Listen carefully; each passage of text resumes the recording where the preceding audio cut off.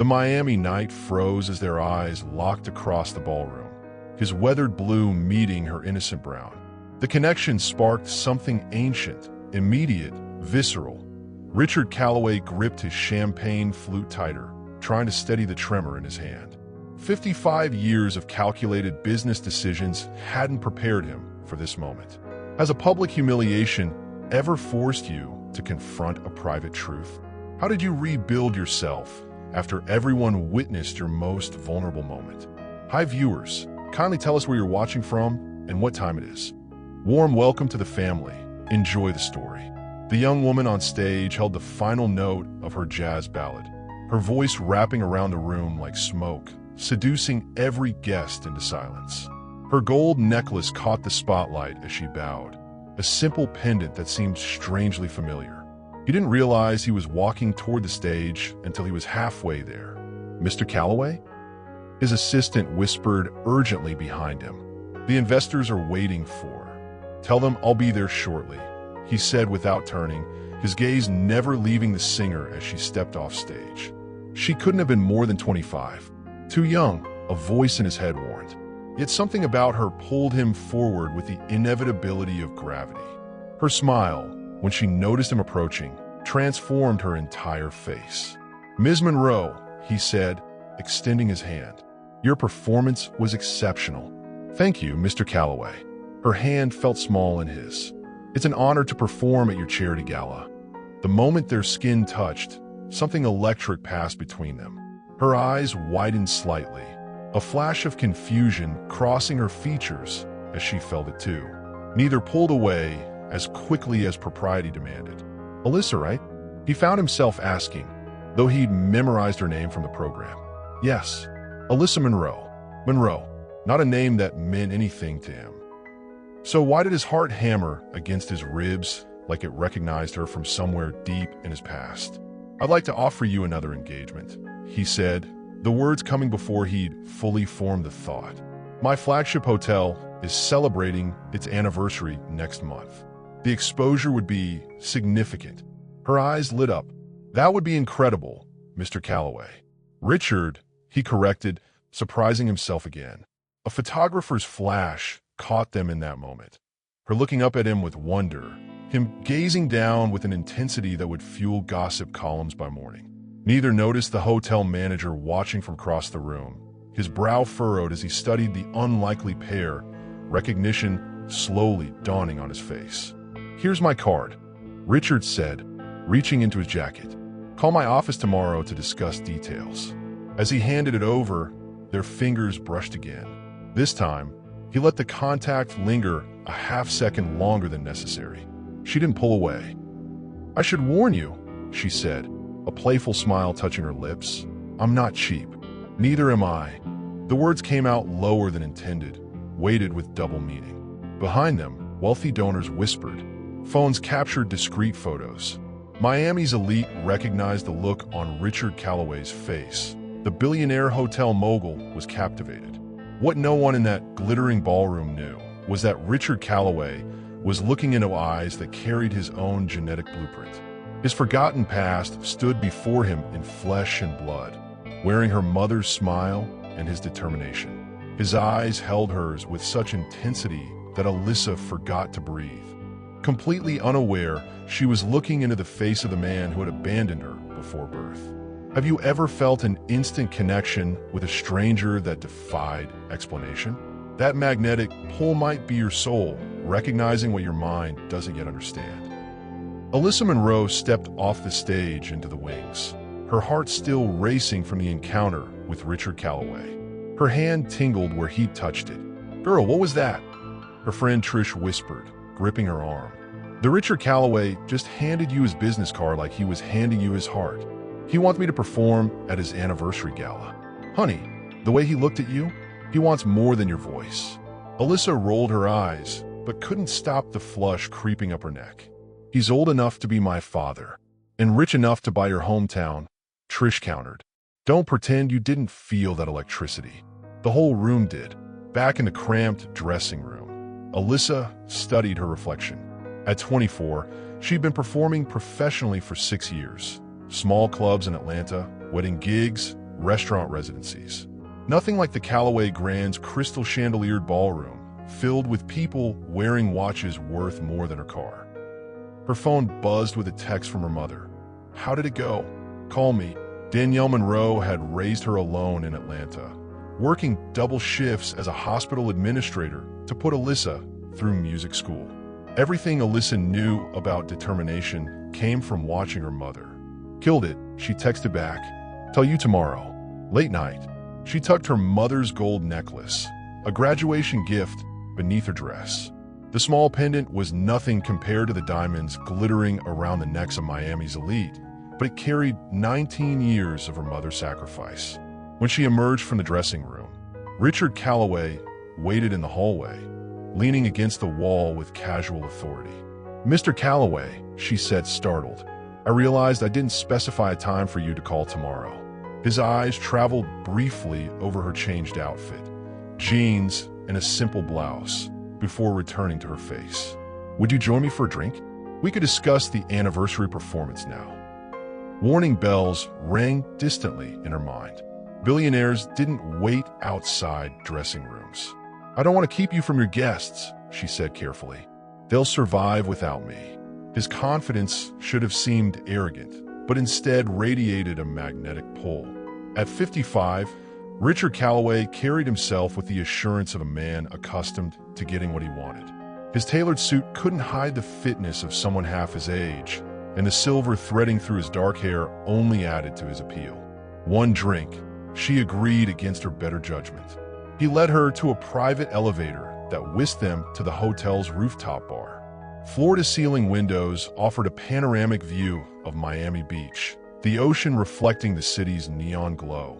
"Beautiful, isn't it?" he said, watching her reaction. "Breathtaking."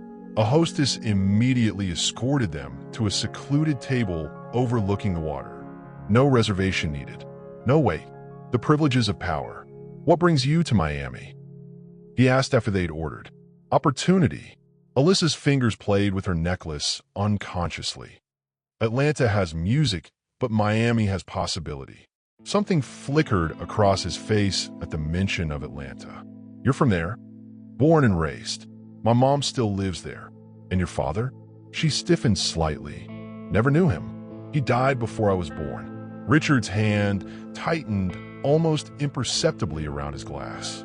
"I'm sorry." "Don't be. Can't miss what you never had, right?" The waiter brought their drinks, providing a welcome interruption. Richard raised his glass. "To new beginnings and unexpected meetings," she added. Their glasses clinked. When she sipped her wine, she caught him watching the movement of her throat with an intensity that made her pulse quicken. "Tell me about the anniversary gala," she said, desperate to steer toward professional waters. He leaned back, seemingly grateful for the shift. 15 years since I opened the Callaway Grand Miami, my flagship property. Every celebrity, politician, and influencer in the Southeast will attend. Sounds intimidating. It will be for most performers. His eyes held hers. "Not for you." The way he said it, absolute certainty, like he'd known her abilities all her life, sent another shiver through her that had nothing to do with the air conditioning. "May I ask what you're offering?" she said, forcing professionalism into her voice. He named a figure that made her choke slightly on her wine. "That's generous. That's fair market value for exceptional talent." He leaned forward. "I never confuse business with pleasure, Ms. Monroe." Yet his eyes said otherwise. The ivory envelope arrived by courier 3 days after Alyssa's meeting in Richard's office. Heavy cardstock with gold embossing, the kind of invitation that announced its importance before you even opened it. Callaway Grand Miami cordially invites Alyssa Monroe to perform as featured soloist for our 15th anniversary celebration. Alyssa traced the raised lettering with her fingertip, still unable to believe this was happening. The meeting in Richard's office had been unexpectedly formal. His assistant present, contracts reviewed, terms negotiated. Richard had been polite but distant, nothing like the intense man from the rooftop bar. She'd signed a contract, trying to hide her shock at the figure. More money for one night than she typically earned in 6 months. Now, holding the official invitation, the reality finally sank in. This was her breakthrough moment. Her phone rang, her mother's ringtone. It came. Alyssa answered excitedly. The official invitation for the Callaway Gala. Silence greeted her announcement. "Mom, did you hear me?" "I heard." Danielle's voice sounded thin, strained. "That's wonderful, baby. You don't sound happy, just tired." Hospital budget cuts mean longer shifts. A pause. "Tell me about the invitation." Alyssa described the gold embossing, the elegant wording, the VIP reception before her performance. "They're flying me first class, Mom. First class. And putting me up in the presidential suite for 3 nights. Présidentielle suite, Danielle repeated flatly. Very generous. What's wrong? You've been weird ever since I mentioned Richard Callaway. Nothing's wrong. Too quick, too rehearsed. I'm coming to Miami. What? What? To see my daughter's big break, of course." Danielle's voice softened. "I wouldn't miss it. But your work. I have vacation time saved. I'll book a flight for the day before." Alyssa frowned at her phone. In 24 years, she'd learned to read her mother's tones. This one spelled trouble. "Mom, is there something you're not telling me?" "Nothing important." Another pause.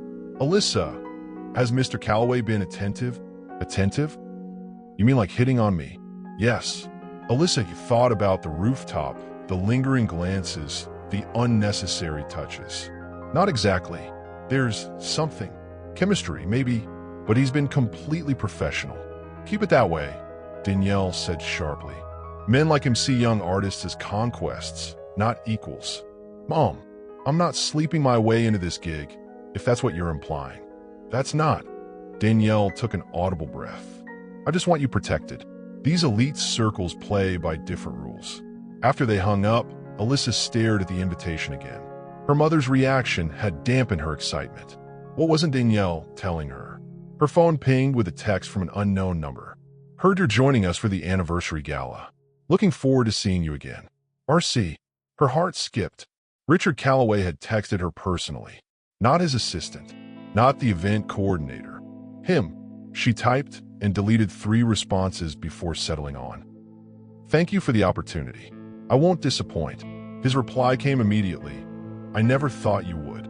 Just 4 words, yet they sent warmth spreading through her chest.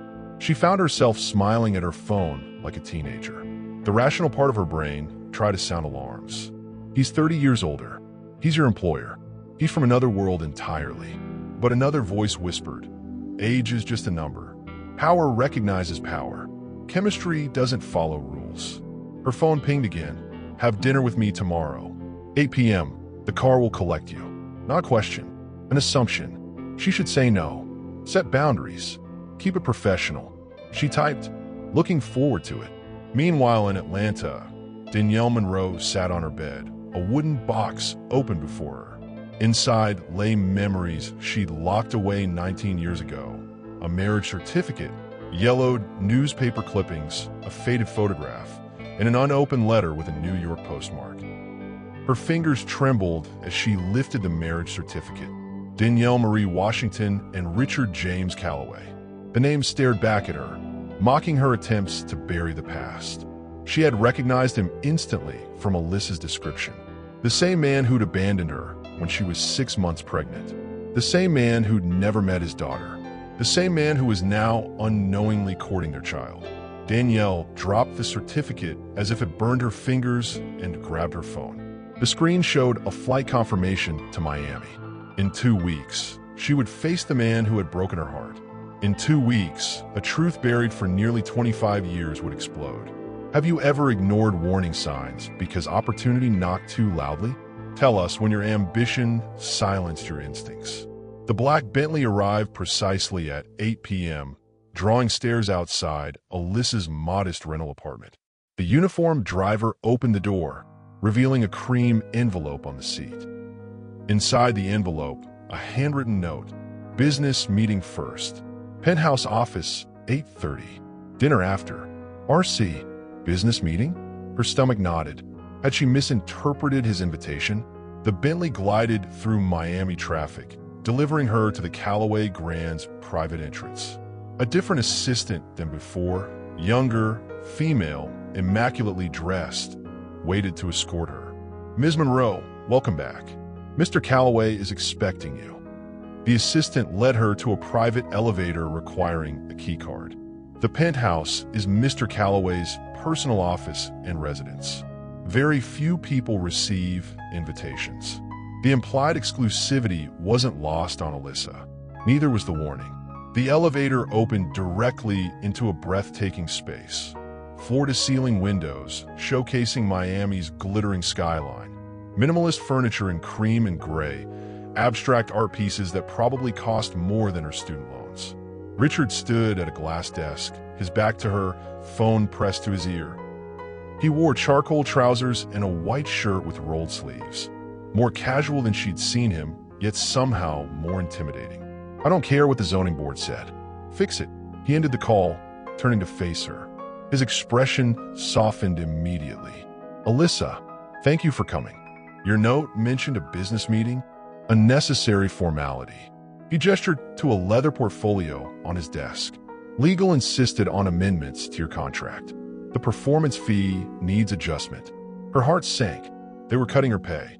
I understand, she said, keeping her voice steady. These things happen. Do they? Amusement flashed in his eyes as he handed her the document. Review the changes before signing. She scanned the first page, then froze at the amended figure. Her fee had doubled. There must be a mistake. No mistake. The event expanded. More guests, more media coverage, more songs required. But this is fair compensation. He cut her off gently. I never underpay talent. Alyssa, she signed before he could change his mind, her signature shaky with disbelief.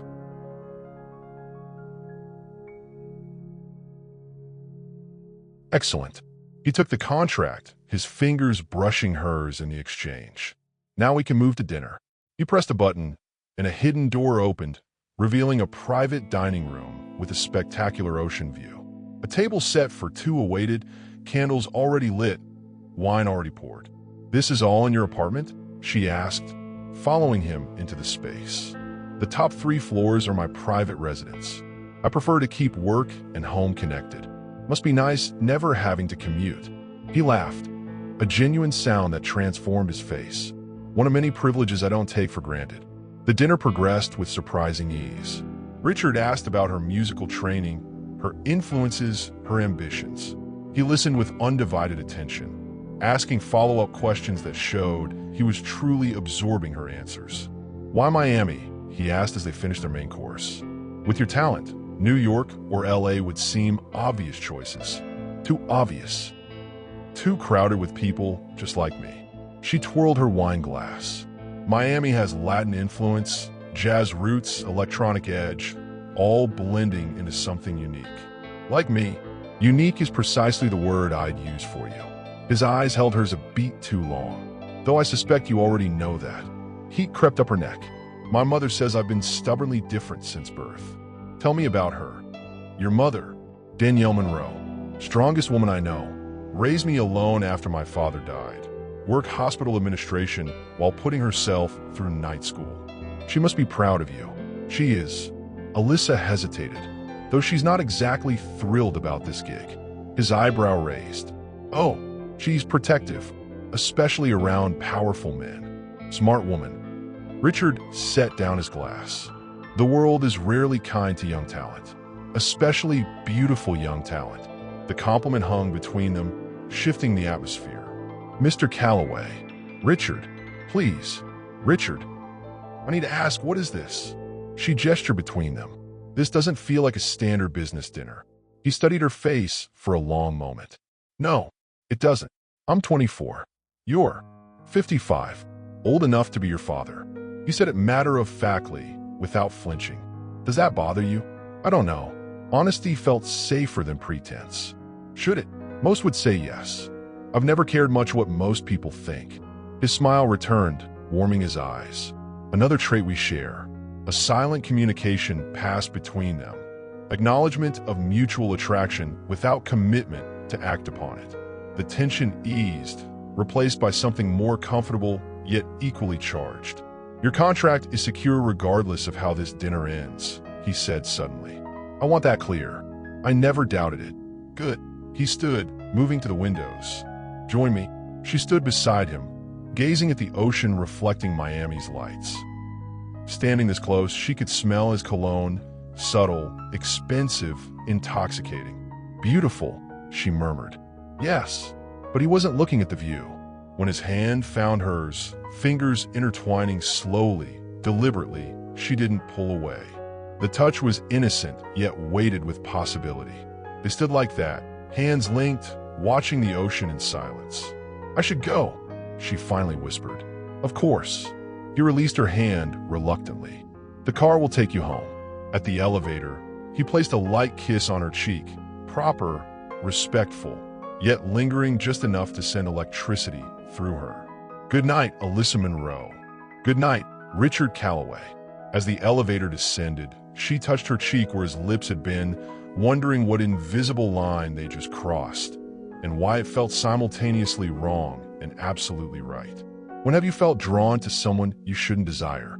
That forbidden attraction often reveals what we're truly missing. For 2 weeks, Richard kept his distance. The contract amendments were processed, rehearsal schedules arranged, promotional materials approved, all handled through assistants and event coordinators. Alyssa tried to ignore her disappointment. Whatever spark had ignited during their dinner had apparently burned out, at least for him. On Monday morning, she arrived at the Calloway Grand for her first official rehearsal. The ballroom had been transformed into a performance space. Temporary stage, lighting rigs, sound equipment. "Ms. Monroe," the event director approached, tablet in hand. "We've scheduled 2 hours today for you to get comfortable with the space. The band arrives tomorrow." "Perfect. I brought my tracks for today." "Excellent." "Oh, Mr. Calloway mentioned he might stop by." Her heart betrayed her with a quickened beat. "I see." For an hour, she worked alone, testing acoustics, marking positions, running through her set list. The space was magnificent. High ceilings creating natural reverberation. The room sized perfectly to carry her voice without overwhelming it. So absorbed in a particularly challenging passage, she didn't notice the door open. "Your high F sharp is flawless." She startled, turning to find Richard walking toward the stage, hands in his pockets, casual in dark jeans and a light blue button-down. "I didn't hear you come in." "I'm not surprised. You were somewhere else entirely." He stopped at the edge of the stage, looking up at her. "That's what makes you exceptional. You disappear into the music." The compliment warmed her. "Thank you. Don't thank me for the truth." He gestured to the piano. "May I?" She nodded, curious. Richard settled at the grand piano, fingers hovering over the keys for a moment before beginning to play. The melody was familiar, the jazz standard she performed the night they met. He played beautifully, with technical precision and emotional depth she hadn't expected. When he looked up, silently inviting her to join, she began to sing. Their impromptu duet flowed with natural chemistry, his playing responding to her vocal nuances, her voice leaning into his chord changes. When the final notes faded, the silence felt charged. "You never mentioned you played," she said. "There's a lot we don't know about each other." He closed the piano lid. "Music was my first love, before hotels or real estate." "Why didn't you pursue it?" "Family expectations." Something darkened in his eyes. The Calloway name came with obligations. "Sounds suffocating." It was. He stood, moving closer, which is why I recognized the freedom in her voice. "You sing without boundaries." The observation felt intimate, like he'd glimpsed something private within her. For the next hour, they worked together, refining her performance. His suggestions were insightful, never controlling. When their hands occasionally brushed, exchanging sheet music, the contact sent ripples of awareness through her. "You should add this to your set," he said, handing her a folded sheet of music. She recognized the title, "Remember When," an obscure jazz ballad about lost love found again. "It's beautiful, but melancholy. The best songs always are." He stood behind her as she read the music, close enough that she felt his warmth. "Try it. For me." The phrasing was challenging, the emotional range demanding. As she sang, Richard moved to the piano again, accompanying her with gentle precision. The lyrics about rediscovering a love, once abandoned, took on unexpected weight under his gaze. When she finished, his eyes held an intensity that stole her breath. "Add it to the program," he said quietly. As the closing number, it wasn't a request. "All right." As they gathered the sheet music, their hands collided. This time, neither pulled away. His fingers enclosed hers, warm and certain. "Alyssa." The ballroom doors opened as the technical crew arrived to adjust lighting. Richard released her hand, stepping back smoothly. "Excellent work today," he said, his tone shifting to professional. "I look forward to tomorrow's rehearsal with the band." She watched him leave, confusion and attraction warring within her. The man was a contradiction, warm then distant, personal then professional, intimate then removed. That evening, her mother called. "How are rehearsals?" "Good. Great, actually." Alyssa hesitated. "Richard's been helpful." "Richard? Not Mr. Calloway anymore. He asked me to use his first name." Silence stretched across the line. "Mom? What aren't you telling me?" "Nothing. Too quick again. My flight arrives Thursday afternoon. I'll pick you up." "No need. The hotel's sending a car." "The hotel? I thought you were staying with me." "Change of plans. Mr. Calloway, Richard, arranged a suite when he heard I was coming." Alyssa frowned. "How did he hear you were coming?" "I called his office to inquire about tickets to your performance." His assistant insisted on accommodations. The explanation seemed reasonable, yet something felt off. Her mother had never accepted help easily. "That was nice of him." "Yes." Danielle's voice sounded strained. "Very nice." After they hung up, Alyssa stared at her reflection, wondering why her mother's acceptance of Richard's hospitality unsettled her so deeply. Something wasn't adding up. Her phone chimed with a text from Richard. "You brought the music to life today. Thank you." Simple words that shouldn't have made her heart race, but did. She replied, "The song feels like it's always been part of me." His response came quickly. "Perhaps it has." She fell asleep with the melody of "Remember" when echoing in her mind, and dreamed of Richard's hands, on the piano keys, then on her skin. How many times have you confused mentorship with romance? The line blurs when admiration meets attention. Share a moment when creative chemistry revealed deeper feelings. The first photo appeared in the Miami Herald Society page 3 days before the gala. Billionaire Richard Calloway with rising star Alyssa Monroe at private rehearsal. The image captured them at the piano, heads bent close together, his hand apparently covering hers on the keys. The angle made their professional collaboration look intimate, romantic. Alyssa's phone exploded with notifications. Friends, former classmates, fellow musicians, all sending screenshots and variations of "OMG, are you dating Richard Calloway?" She ignored most, responding only to Trish. "It's not what it looks like. Just rehearsing." Trish replied immediately. "Girl, his hand is literally on yours. That's not rehearsing, that's foreplay." Before Alyssa could craft an appropriate response, a call came through. "Richard, have you seen it?" he asked without preamble. "The Herald photo?" "Yes." "I apologize. One of the lighting technicians must have taken it." "It's fine," she said, though it wasn't. "People will forget by next week." "No, they won't." His voice carried the weight of experience. "Miami loves a scandal, especially involving someone like me." "Is that what this is? A scandal?" A pause. "The optics aren't ideal. The clinical assessment stung more than it should have. Because I'm young? Black. Not for money. Because you're talented and beautiful, and they'll reduce you to being my latest conquest rather than recognizing your abilities." The answer disarmed her. "Oh, my PR team is releasing a statement emphasizing our professional relationship. They'll focus on your credentials, education, previous performances. Damage control." She couldn't keep the bitterness from her voice. "Protection," he corrected gently. "For you, not me. I've weathered worse press." After hanging up, she opened Instagram to find her follower count had jumped by thousands overnight. Comments ranged from supportive to crude. Many focused on the age gap and her supposed gold digging. A direct message notification appeared from Richard's official account. "Don't read the comments. They know nothing about us. Us. The word carried implications that both thrilled and terrified her. She responded, "Is there an US?" Three dots appeared, disappeared, reappeared. Finally, that's a conversation better had in person. Before she could reply, her mother called. "I just saw the paper." Danielle's voice was tight with controlled panic. "Tell me this isn't what it looks like." "It's not."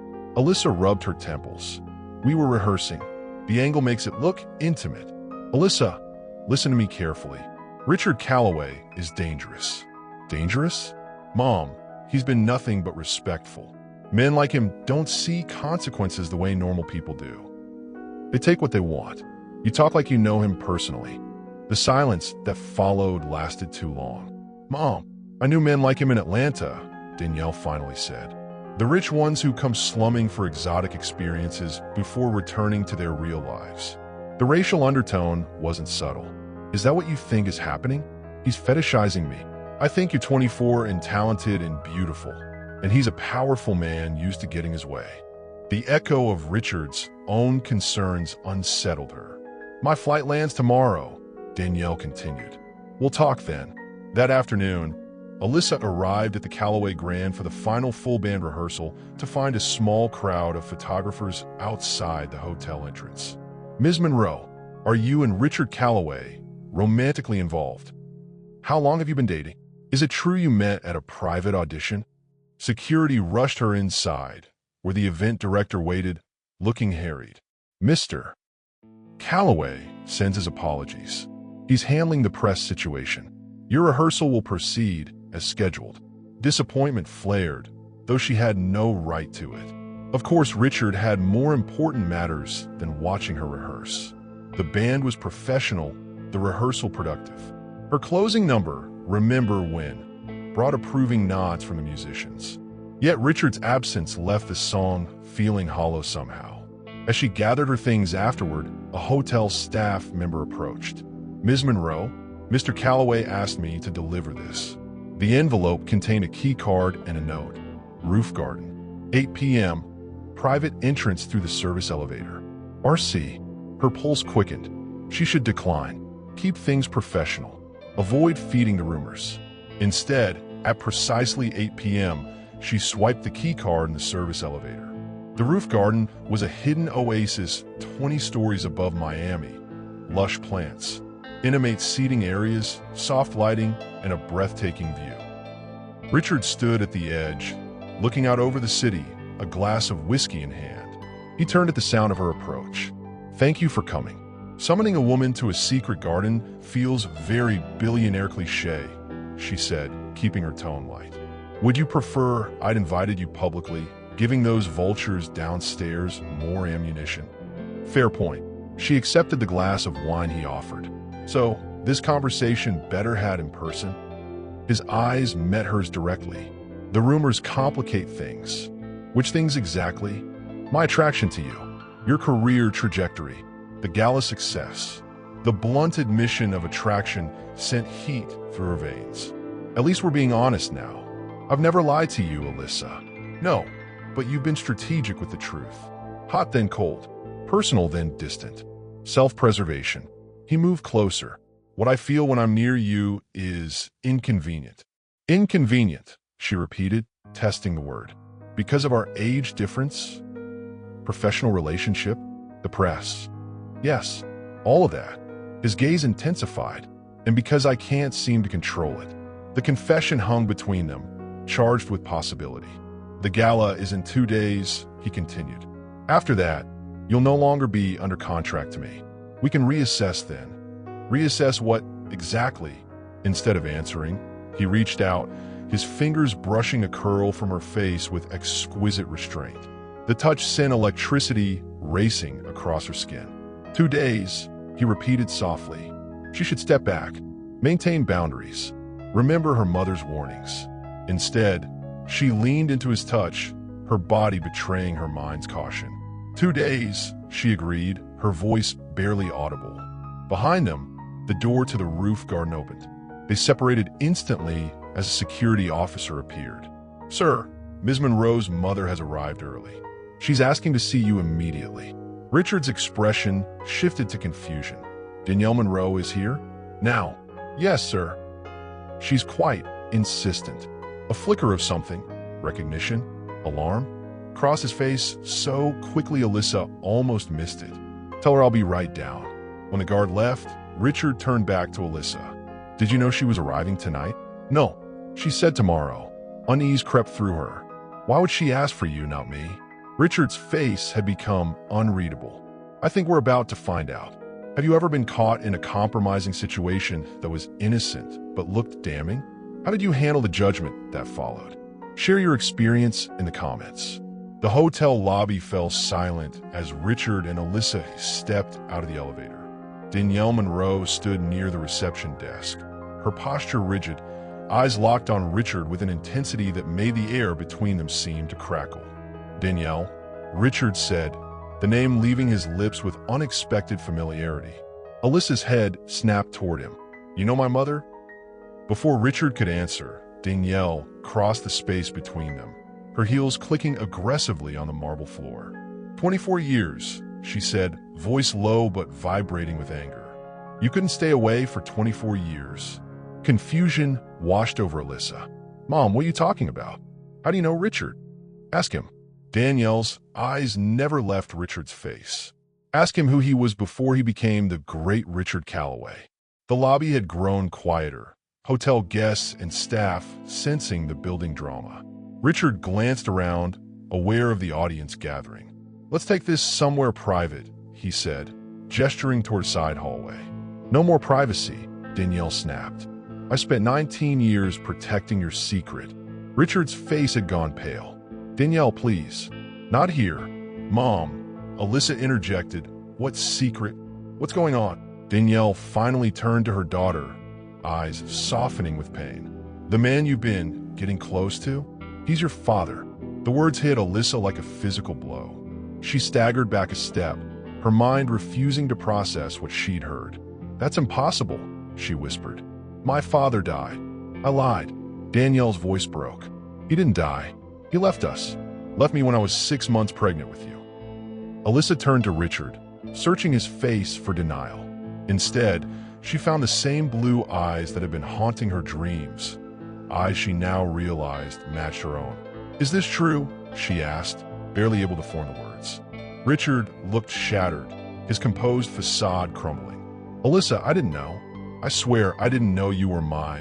He couldn't finish the sentence. The realization crashed through her. Every lingering touch, every charged glance, every flutter of attraction she felt for this man who was her biological father. Her stomach heaved. She pressed her hand to her mouth, fighting nausea. Ms. Monroe, the hotel manager, appeared beside them. Should we call medical assistance? Get a private room, Richard ordered, his executive authority reasserting itself through the shock. Now! Minutes later, they sat in a small conference room off the lobby. 3 people bound by blood and betrayal. Alyssa couldn't look at either of them, her body trembling with shock and revulsion. How long have you known? She finally asked Richard. I didn't know until this moment, he answered, voice hollow. I knew you were from Atlanta, that your mother raised you alone, but the timeline, I never connected it. You never bothered to check, Danielle countered. You were too busy building hotels and dating models. I left before you showed, Richard said, turning to Danielle. I didn't know if you had a boy or girl. You changed your last name back to Monroe. You never contacted me. You walked out. You said your family would never accept a black wife and mixed child. Danielle's composure cracked. You chose your inheritance over us. Alyssa listened, each revelation like another blow. The father she believed dead had been alive and thriving all along. The mother she trusted had constructed an elaborate lie, and the man she'd been developing feelings for. She bolted for the trash can in the corner, barely making it before her lunch came up. Alyssa, both parents moved toward her, then stopped, uncertain who had the right to comfort her. Don't touch me, she gasped, wiping her mouth. Either of you. Baby, I'm so sorry, Danielle said. When I saw the photo in the paper, you and him together like that, I couldn't wait another day. The gala is in 2 days, Alyssa said, her mind latching onto the concrete problem. I'm under contract. To hell with the contract, Danielle exclaimed. We're leaving. No. Alyssa straightened, finding strength in professionalism when everything else felt shattered. I don't break commitments. Richard, who had remained silent, looked up with pained respect. The Calloway stubbornness, he murmured. You definitely inherited that. Don't, Alyssa warned. Don't try to claim any part of me as yours. You lost that right 24 years ago. He flinched as if she'd struck him. You're right. I'll perform as contracted, she continued. Then I never want to see you again. Alyssa, both parents began simultaneously. I need air. She stood, legs unsteady. I need space from both of you. She fled the room, ignoring their calls, finding her way through service corridors until she burst onto the pool deck, now empty in the evening hours. Collapsing onto a lounge chair, she finally let the tears come. Hot, angry tears that burned her cheeks. Everything made horrible sense now. The instant connection she'd felt with Richard. The strange familiarity. The way he'd known exactly which musical suggestions would resonate with her. Not chemistry. Genetics. Her mother's evasiveness about her father. Her panic at Alyssa's involvement with Richard. The convenient death story that prevented any awkward questions. And worst of all, the attraction she'd felt for her own father. The fantasies that now made her skin crawl. Ms. Monroe. She looked up to find a hotel security guard approaching cautiously. Mr. Calloway asked me to check on you. He wants you to know your suite is available if you wish to stay, or a car can take you home. Of course, even in crisis, Richard maintained control through his staff, his resources. Tell him I'm staying, she said, wiping her tears. Tell him I'll see him at tomorrow's dress rehearsal. Professional only. The guard nodded and retreated, leaving Alyssa alone with the wreckage of her identity. Her phone buzzed with texts from her mother. Please talk to me. Let me explain. I was trying to protect you. She silenced the notifications and stared at the dark water of the pool, its surface occasionally rippling in the night breeze. 24 years of believing one story about herself, only to discover it was fiction. 24 years of missing a father who had willingly abandoned her. 24 years culminating in nearly falling for the very man whose DNA she carried. How could she perform in 2 days?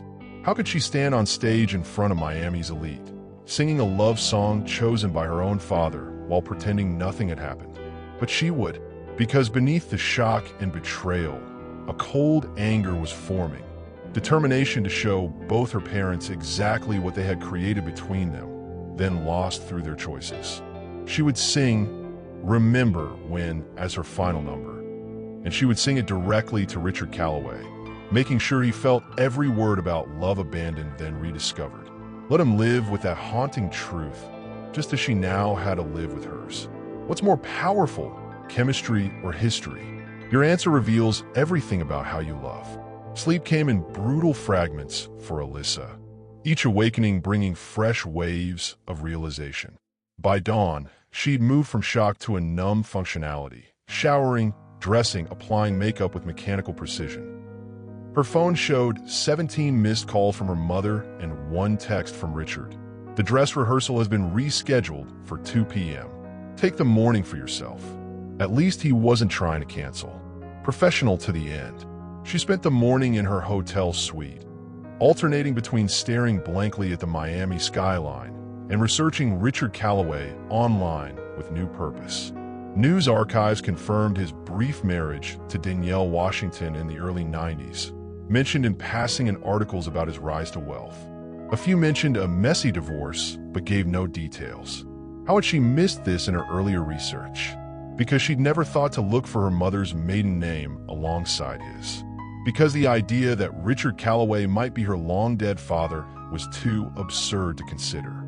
At 1:30, she made her way to the ballroom, hoping to arrive before either parent could corner her. The space had been transformed overnight. Elegant table settings, floral arrangements, stage fully set with the band's equipment ready. Ms. Monroe, the event director, approached cautiously. Are you well enough to continue? So the staff knew something had happened. Of course they did. I'm fine, she replied, the lie slipping out easily. Just need to warm up. She was halfway through her vocal exercises when she heard the ballroom doors open. Richard entered alone, looking as if he hadn't slept either. His normally impeccable appearance showed subtle signs of distress, slight shadows under his eyes, hair not quite perfectly styled. They regarded each other across the room, father and daughter, strangers and almost lovers, now bound by an impossible truth. "The band will be here shortly," he said, keeping his distance. "Fine. Alyssa, about last night. We're not discussing it." She cut him off. "We have a professional relationship until tomorrow night. After that, nothing." Pain flashed across his face before his business mask slipped back into place. "As you wish." The dress rehearsal proceeded with excruciating formality. Richard stayed at the back of the room, speaking only to the technical team. Alyssa performed flawlessly, emotion locked away behind years of professional training, until the final song.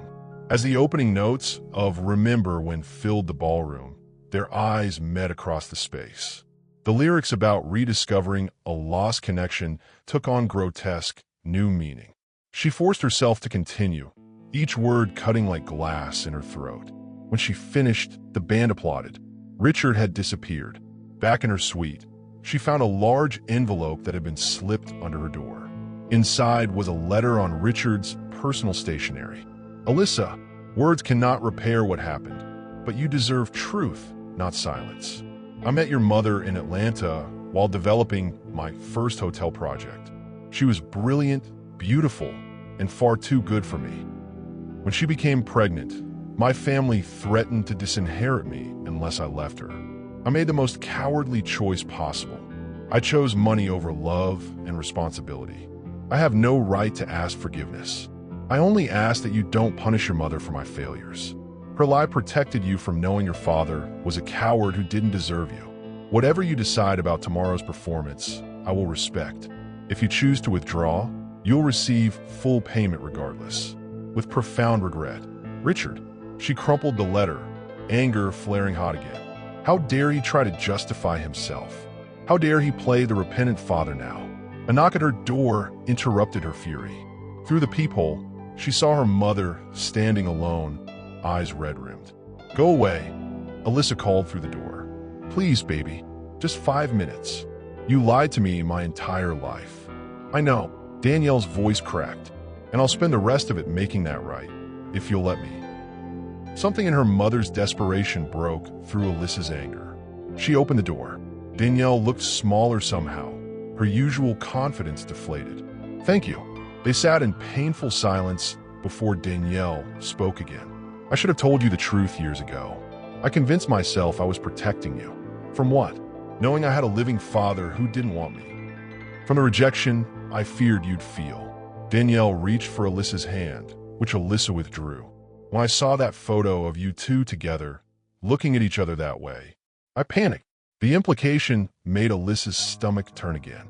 "You think I would have slept with him if you hadn't told me?" "I don't know," Danielle admitted quietly. "The attraction between you is obvious in that photo. You're both adults. These things happen. Between strangers.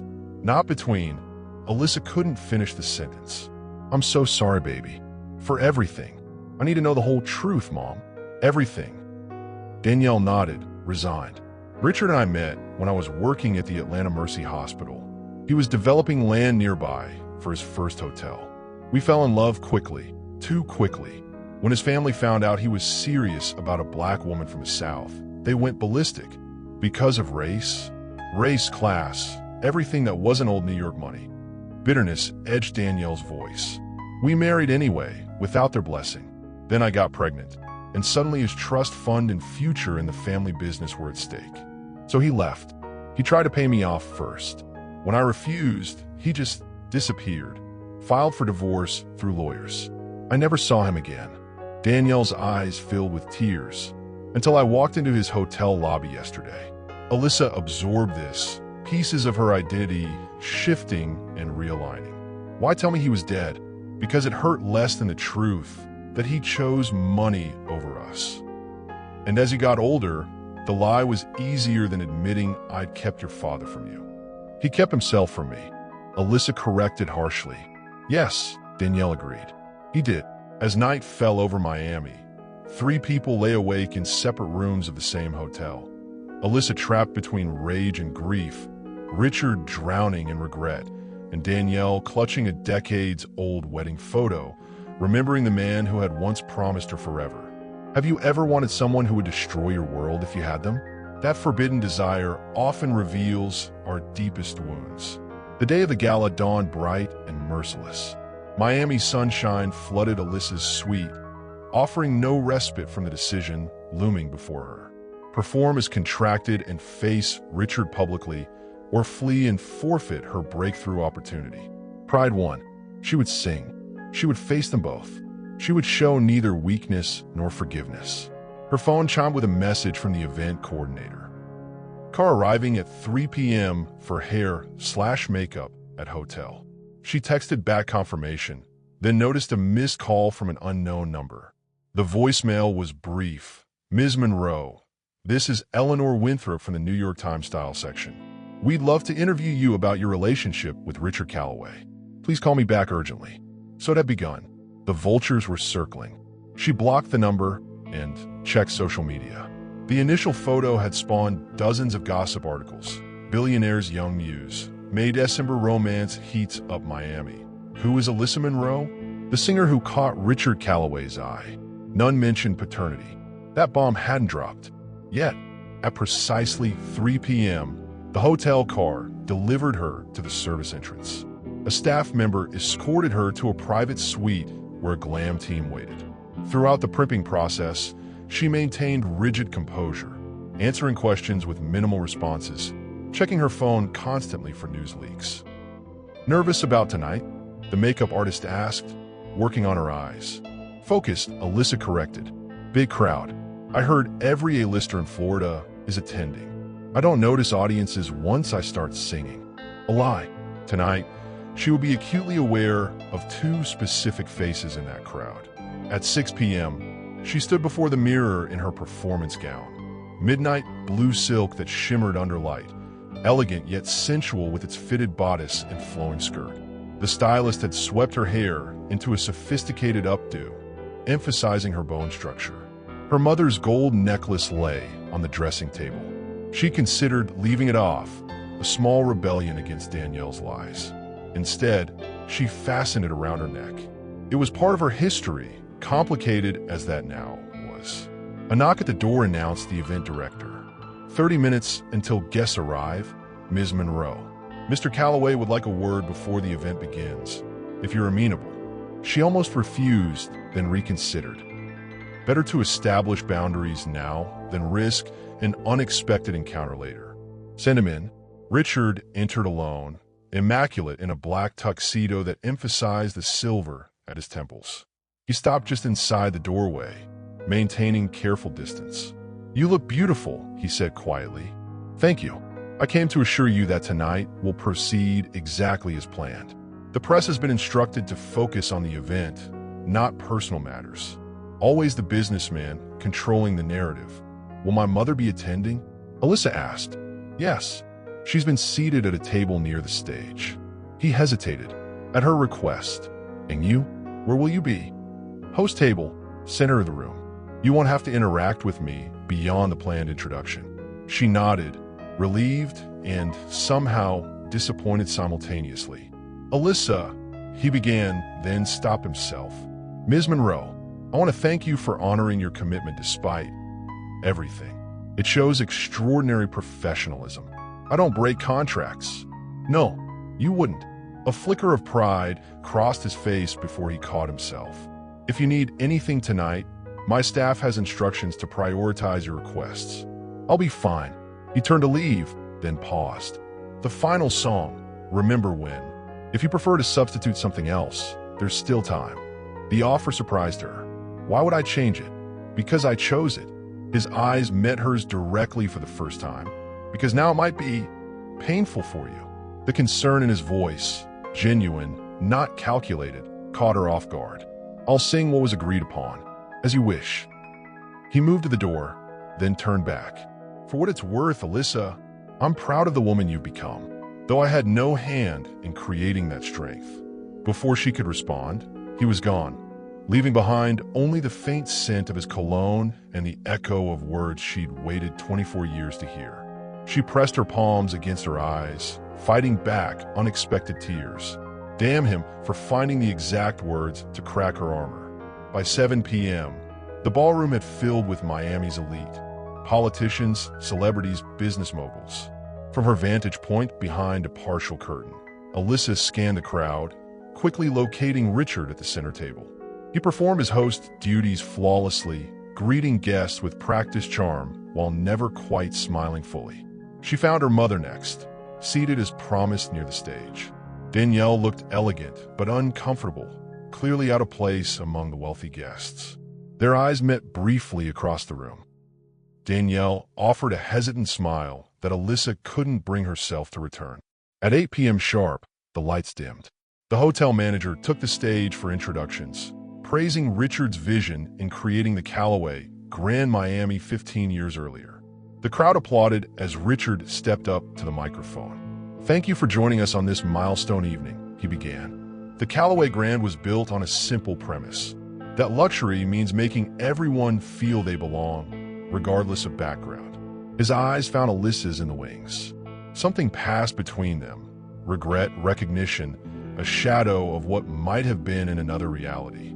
"It's my great pleasure to introduce a remarkable talent," Richard continued.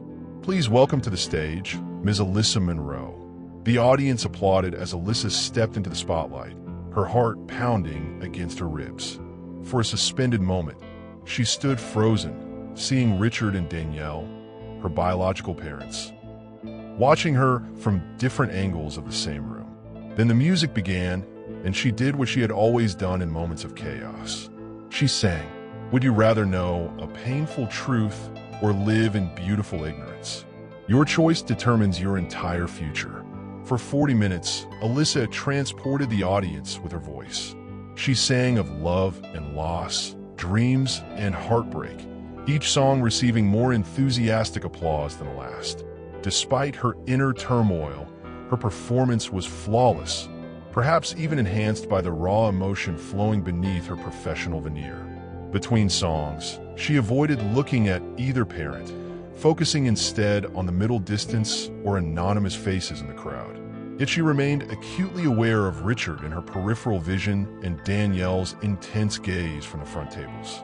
As the penultimate song ended, she took a moment to catch her breath before her final number. The audience's applause washed over her, their appreciation genuine and uninformed. They had no idea of the drama unfolding on their elegant stage, the tangled history between performer and host. "Thank you," she said into the microphone, the first word she'd spoken all evening. "For my final song, I'll be performing Remember When, a piece about rediscovering connections we thought were lost forever." Her eyes found Richard's without her permission. He sat utterly still, his public mask firmly in place, yet she could read the tension in his shoulders, the slight tightening around his eyes. The pianist began the delicate introduction. Alyssa closed her eyes, drawing breath to begin the song that now carried unbearable weight. "Wait!" The voice came from the audience. Danielle had stood, her chair scraping backward with a sound that cut through the music. The pianist faltered, confused. Alyssa opened her eyes to see her mother walking toward the stage. "Mom," she hissed, leaning away from the microphone. "What are you doing?" Richard had half risen from his seat, alarm evident on his face. Security personnel moved uncertainly at the room's perimeter, looking to him for guidance. Danielle reached the stage steps, her expression set with determination. "I need to say something." "Not now," Alyssa pleaded quietly. "It has to be now." Danielle climbed the steps, approaching the microphone. The audience murmured in confusion. Phones appeared, recording the unexpected interruption. Richard stood fully now, signaling security to stand down. "Good evening," Danielle said, her voice surprisingly steady. "I apologize for interrupting this beautiful performance. My name is Danielle Monroe. I'm Alyssa's mother." Polite applause rippled through the crowd, though confusion remained evident on most faces. 25 years ago, Danielle continued, I married a young businessman in Atlanta. He had dreams of building hotels, I had dreams of building a family with him. The room grew quieter, guests sensing the shift towards something significant. When I became pregnant, his wealthy New York family gave him an ultimatum: leave his black wife and unborn child, or lose his inheritance. A collective intake of breath swept the room. Richard remained frozen at his table, his face ashen. He chose money over us, filed for divorce before her daughter was born, never once asked to see her. Danielle's voice caught slightly. I told my daughter her father had died, because the truth seemed crueler. The audience was completely silent now, hundreds of eyes moving between Danielle, Alyssa, and Richard as understanding dawned.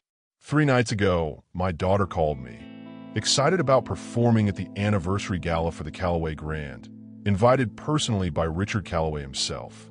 Gasps rippled through the ballroom. Camera phones rose higher. Richard finally moved, walking slowly toward the stage. "Mom, stop!" Alyssa whispered desperately. Danielle ignored her. Richard never knew what happened to us. Never knew the baby was a girl. Never knew she grew up to be the talented woman he's been courting for his hotel's gala. The word courting hung in the air, its implications causing a new wave of murmurs. "I'm not here for revenge," Danielle said, her voice breaking. "I'm here because my daughter deserves to know her father, and because secrets have a way of causing more damage than truth." Richard had reached the stage now. He mounted the steps with deliberate calm, though his face revealed the effort that composure cost him. "Danielle," he said quietly, reaching for the microphone. She surrendered it without resistance, their fingers brushing in the exchange, the first contact between them in 24 years. Richard faced the stunned audience, hundreds of Miami's most influential citizens watching the billionaire hotel mogul's carefully constructed world implode in real time. "What Danielle has said is true," he began, his voice low but carrying clearly through the silent room. 24 years ago, I made the most cowardly decision of my life. I abandoned a woman I loved and a child I had helped create, all to protect my family name and fortune. Alyssa stood frozen beside them, unable to flee, unable to speak, watching her private trauma become public spectacle. 3 weeks ago, I met a talented young singer and felt an inexplicable connection to her. Richard's voice remained steady, though emotion underlined each word. "I didn't know she was my daughter. Neither did she." The implication of those words, what might have happened had Danielle not intervened, caused visible discomfort among the guests. Several looked away. Others leaned forward, riveted by the unfolding drama. "I discovered the truth last night," Richard continued. "Too late to prevent the harm my ignorance nearly caused, but perhaps not too late to acknowledge my failures and begin to make amends." He turned to Alyssa, whose face had gone completely blank, shock temporarily shutting down all expression. "I have no right to claim you," he said directly to her, the microphone forgotten in his hand. "No right to the remarkable woman you've become without my help. But I stand here now, publicly acknowledging that Alyssa Monroe is my biological daughter, and that I failed her and her mother in every way a man can fail his family." The admission hung in the air, raw and irrevocable. Camera flashes exploded throughout the room. The story would reach national news within hours. Alyssa finally moved, stepping forward to take the microphone from Richard's hand. "I was going to sing a song about remembering lost connections," she said, her voice surprisingly composed. "It seems unnecessary now." A nervous laugh rippled through the audience, breaking the tension slightly. "Instead, I'll simply say this." She looked between Richard and Danielle, standing awkwardly on either side of her. 24 hours ago, I learned that my entire life story was built on lies. The father I thought dead was alive and thriving. The connection I felt with him was biology, not romance. The mother I trusted had created an elaborate fiction. Her voice faltered briefly before strengthening again. "I don't know what happens next. I don't know if forgiveness is possible. But I do know that secrets destroy more than they protect." She stared directly into the sea of phones recording her words. "Remember that when you share this story." She placed the microphone on the piano and walked off stage, leaving her stunned parents behind her. The audience remained silent, witnessing the raw aftermath of a family fractured by choices made decades earlier.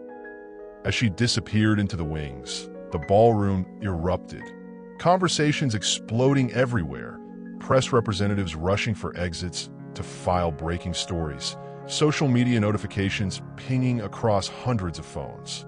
Backstage, Alyssa collapsed into a chair, adrenaline draining from her body. Through the curtain, she could see Richard and Danielle standing awkwardly on stage, trapped in the spotlight of their own making. The secret was out. There was no going back now. How would you react if your deepest connection became your greatest disgrace? Some wounds never show until too late. The service corridor became Alyssa's escape route, hotel staff guiding her through a maze of back hallways while chaos erupted in the ballroom behind her. She followed numbly, still processing the public explosion of her private nightmare. They led her to a small conference room where the hotel's crisis manager waited, phone pressed to his ear. "Ms. Monroe, we've secured this room temporarily. Press are gathering at all exits. I need to leave," she managed, her performer's composure finally cracking. "I can't be here. Working on that." Mr. Calloway's personal car is being brought to the loading dock. He returned to his call, arguing with someone about press statements and damage control. Alyssa sank into a chair, trembling with delayed shock. Her mother's public revelation played on loop in her mind. The stunned faces in the audience, Richard's confession, her own final words before walking off stage. The door opened. Danielle entered alone, her expression a mixture of defiance and uncertainty. "Baby, don't." Alyssa cut her off. "Don't call me that right now." Danielle flinched but pressed forward. "I had to do it." "Had to? You had to announce our family drama to Miami's elite and their camera phones." Alyssa's voice rose despite her efforts to control it. "You couldn't wait until after my performance? Until we were private?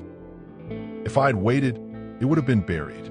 Richard would have used his money and influence to keep it quiet. That was my choice to make, not yours. You're my daughter, who you've been lying to for 24 years. Alyssa stood, anger finally breaking through the shock. "You don't get to play protective mother now, not after using me as a weapon in your revenge fantasy." "It wasn't revenge," Danielle insisted, though doubt flickered in her eyes. "It was truth." "Truth?" Alyssa laughed bitterly. "You told me my father was dead. You watched me mourn a man who was building hotels and dating models. You let me believe I was half a ghost." The door opened again before Danielle could respond. Richard entered, his composure visibly strained despite his efforts to maintain it. "The car is ready," he said, looking between them. Back in trance, no press yet. The three of them stood in tense triangle, decades of secrets and missed connections hanging in the air between them. "I'll take a separate car," Danielle said stiffly. "There isn't time," Richard replied. "They're already gathering at the staff entrance. One car, heavily tinted windows, direct to my private residence. It's the only secure option right now." "Your residence?" Alyssa's voice dripped with disbelief. "You think I'm going home with you?" "Not home. A temporary sanctuary until we can arrange secure transportation elsewhere." His tone remained rigidly professional. "Unless you prefer to face the press gauntlet alone." The reality of her situation sank in. Whatever happened next, it would happen under the scrutiny of cameras and microphones. Her professional reputation, her privacy, her future career, all now tied to the scandal of almost falling for her biological father. "Fine," she conceded, "but this changes nothing between us." "Understood." Richard turned to Danielle. "The same offer extends to you." Danielle hesitated, then nodded sharply. "For Alyssa's sake." Minutes later, they were hustled through the kitchen and into a waiting Range Rover with windows dark enough to shield them from the photographers already gathering. The vehicle pulled away just as reporters began to recognize the escaping party. They rode in silence, three strangers connected by blood and betrayal, each staring out a different window as Miami's nightscape blurred past. Richard's private residence turned out to be a waterfront mansion on a gated island, accessible only by a private bridge with security checkpoint. The car passed through massive gates, following a curved driveway to a modern structure of glass and stone overlooking Biscayne Bay. Inside, the home reflected Richard's wealth, but not his personality. Professionally decorated in neutral tones, lacking the personal touches that would make it truly his. A place to sleep, not to live. "There are 6 bedrooms," he said, the first word spoken since leaving the hotel. "Choose whichever you prefer." "The staff has been dismissed for privacy." "How considerate," Danielle muttered. Richard ignored the barb. "I need to handle the press situation. Help yourselves to anything in the kitchen. We'll talk in the morning." He disappeared into what appeared to be a home office, closing the door firmly behind him. Left alone, mother and daughter stood in uncomfortable silence in the vast living room. "I'm going to bed," Alyssa finally said, exhaustion overwhelming even her anger. "Alyssa, please." "Not now, Mom. I can't do this now." She found a bedroom as far from the master suite as possible. A minimalist guest room with ocean views and an attached bathroom. She locked the door behind her, stripped off her performance gown, and stood under the shower until the hot water ran cold, trying to wash away the evening's humiliation. Wrapped in a plush hotel-style robe, she finally checked her phone.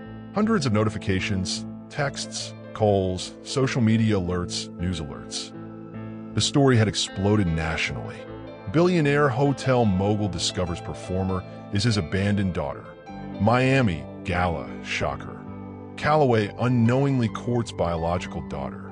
Family drama erupts on stage at Callaway grand anniversary. Accompanying each headline were photos, Richard looking stunned on stage, Danielle at the microphone, Alyssa's frozen expression as her world collapsed publicly. Her social media mentions had exploded with strangers commenting on the almost incest scandal, offering sympathy, judgment, and everything between. Her phone rang. "Trish, girl, what the actual hell?" her friend demanded without preamble. "Richard Callaway is your father? The same man who's been eye-fucking you for weeks." "He didn't know," Alyssa said mechanically. "Neither did I. Are you okay? Where are you? Do you need me to come get you?" "I'm at his house. For protection from the press." "His house?" Trish sounded alarmed. "Is that a good idea?" "It's just tonight. I'll figure out my next move tomorrow." After reassuring Trish she wasn't in danger, Alyssa hung up and crawled into bed, her body finally surrendering to emotional exhaustion. Around 3 a.m., she woke disoriented. Thirst drove her from bed, despite her reluctance to venture into the house. She crept down the hallway toward where she thought the kitchen might be, hoping to avoid both parents. As she passed the living room, she noticed a figure silhouetted against the windows overlooking the bay. Richard stood motionless, whiskey glass in hand, staring out at the water. She should have retreated. Instead, something compelled her forward. "Couldn't sleep either?" she asked softly. He turned, surprised by her presence. "No." In the dim light, with his guard down, he looked older, wearier. The powerful billionaire replaced by a troubled man facing the consequences of decades-old choices. "I'm sorry," he said simply, "for everything, for not knowing you, for what almost happened between us." The raw honesty in his voice reached past her anger. "You really didn't know?" "I swear I didn't." He set down his glass. "Though part of me recognized something in you from the moment we met. I thought it was something else." The unspoken attraction hung between them, now transformed into something grotesque by biology. "I would never have." He couldn't finish the sentence. "I know." She surprised herself with the certainty in her voice. "Neither would I, if we'd known." They stood in silence, father and daughter, strangers and almost lovers, trying to navigate impossible new terrain. "What happens now?" she finally asked. "That depends on you," he answered, "and your mother, and whether forgiveness is possible." She didn't have an answer for that. "Not yet." "Good night, Richard," she said, turning back toward her room. "Good night, Alyssa." As she walked away, she heard him whisper something that sounded like "my daughter," testing the words he'd never had reason to say before. When have you discovered that love was actually something else entirely? That moment changes who you become forever. By morning, The story had spread like wildfire across every major news outlet. Alyssa woke to her face splashed across morning shows, tabloid websites, and social media, always paired with Richard's and side-by-side comparisons highlighting their genetic similarities. Calloway, heir discovered. Billionaire's secret daughter revealed. Stage confession stuns Miami elite. The headlines grew increasingly sensational with each passing hour. Some publications dug into Danielle's background. Others speculated about Richard's motives in hiring Alyssa, and the most tabloid-oriented hinted at the romantic tension that had existed between them before the truth emerged. Alyssa lay in bed, scrolling through her phone, watching her private trauma become public entertainment. Her agent had called 7 times overnight. Duke University, where she taught part-time vocal lessons, had emailed requesting a conversation about recent developments. Even her landlord in Atlanta had texted, asking if Richard Calloway was really her father. A knock on her bedroom door broke her spiral of digital horror. "Alyssa," it was Richard's voice, formal and uncertain. "There's breakfast in the kitchen if you're hungry. And we need to discuss next steps." She considered ignoring him, but hunger and pragmatism won out. "I'll be there in 20 minutes. In the guest bathroom, she stared at her reflection, searching her features for signs of Richard she'd never noticed before. The shape of her eyes, the angle of her jaw, the determined set of her mouth when frustrated, all inherited from a man she'd never known was her father. When she finally emerged, she found Richard and Danielle sitting at opposite ends of a massive kitchen island, the tension between them thick enough to cut. A private chef was arranging platters of food between them before discreetly withdrawing. "Good morning," Richard said, too formally. Alyssa nodded, taking a seat halfway between her parents, close to neither, connected to both. "I've spoken with my crisis management team." Richard began, slipping into business mode. "They prepared 3 possible approaches to handling the situation publicly." "Of course you have," Danielle muttered. Richard ignored her. "Option 1. We issue a joint statement confirming the relationship, expressing mutual shock at the discovery, and requesting privacy as we navigate this family situation." Family? Danielle's eyebrow raised. 24 years too late for that word. "Option 2. Richard continued steadily, is separate statements. Each of us tells our version of events, though coordinated to avoid contradictions." "And option 3? Alyssa asked, picking at a croissant without appetite. "We say nothing. Let the story burn itself out while we remain inaccessible." "That won't work," Danielle argued. "The press will create their own narrative if we don't provide one." For once, Richard nodded in agreement. "They already are." He pushed his tablet across the counter, open to a particularly salacious headline: Calloway's creepy courtship. Did he know she was his daughter? Alyssa pushed the tablet away, stomach turning. "What do you recommend?" A joint statement, followed by a single controlled interview with a respected journalist. Then nothing. No comments, no social media, complete silence until the next news cycle takes over. "Always controlling the narrative," Danielle said bitterly. "Some things never change. Would you prefer I let them destroy Alyssa's reputation with speculation?" Richard shot back, his composure cracking slightly. "They're already implying I knew she was my daughter all along." "Did you?" Danielle challenged. "You knew I was pregnant when you left. You knew I lived in Atlanta. You knew my last name was Monroe before we married. I knew you were pregnant, yes. I didn't know if you'd had the baby. I didn't know if it was a boy or girl. I didn't know you kept my child or given it up." His voice remained measured but intense. "And I certainly didn't know you told our daughter I was dead." "Stop it." Alyssa slammed her hand on the counter. "Both of you, this isn't helping." They fell silent, 2 people bound by old wounds and fresh betrayals. "I'll do the joint statement," Alyssa decided. 1 interview, then silence. "But I have conditions." Richard nodded for her to continue. "First, no one portrays me as a victim. I'm not a helpless child discovering daddy. I'm an adult whose life was upended by both of your choices." "Agreed," Richard said immediately. "Second, this doesn't become a redemption story for you, Richard. No heartwarming father-daughter reunion narratives." His face registered hurt before smoothing back to neutral. if that's what you want. Third, she turned to Danielle, no more surprise revelations. If there are other family secrets, I need to know them now, not in another public ambush. Danielle flinched. There's nothing else. Good. Alyssa stood. Draft the statement. I'll review it before it goes out. As she turned to leave, Richard spoke again. There's something else we need to discuss. Financial matters. She stiffened. I don't want your money. Nevertheless, biologically, you are my only child. My heir. His tone shifted to something more vulnerable. I can't undo the past, Alyssa. I can't give you back the father you should have had. But I can ensure your future security. Blood doesn't make me your heir, she replied coldly. Relationship does. We don't have one. Not yet, he said quietly. But that could change if you're willing. The simple statement, not a demand, just a possibility, caught her off guard. Before she could respond, her phone buzzed with an incoming call. The display showed her agent's number for the 8th time. I need to take this, she said, grateful for the interruption. In the guest room, her agent's voice came through breathless with excitement. Alyssa, finally, do you have any idea how many offers are pouring in? Every major network wants an exclusive. Book publishers are calling about your memoir rights. There's even talk of a movie deal. Alyssa sat heavily on the bed. People want to profit from this nightmare. Honey, this isn't a nightmare. It's an opportunity.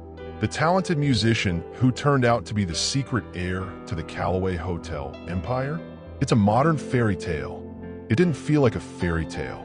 It felt like her life had been hijacked, her identity rewritten without her consent. I'm not doing any of that, she said firmly. One joint statement, one carefully controlled interview, then nothing. But no, my life isn't entertainment. My trauma isn't for sale. After ending the call, she stared out at the Miami coastline, wondering how long it would take for her life to feel like her own again, if it ever would. When has your private pain become others' entertainment? What price would you put on your dignity when the offers start rolling in? The joint statement went out at noon, carefully crafted by Richard's PR team and approved by all 3 parties. It acknowledged the biological relationship, expressed mutual shock at its discovery, and requested privacy during this period of adjustment. It made no mention of the almost romance that had sparked the revelation.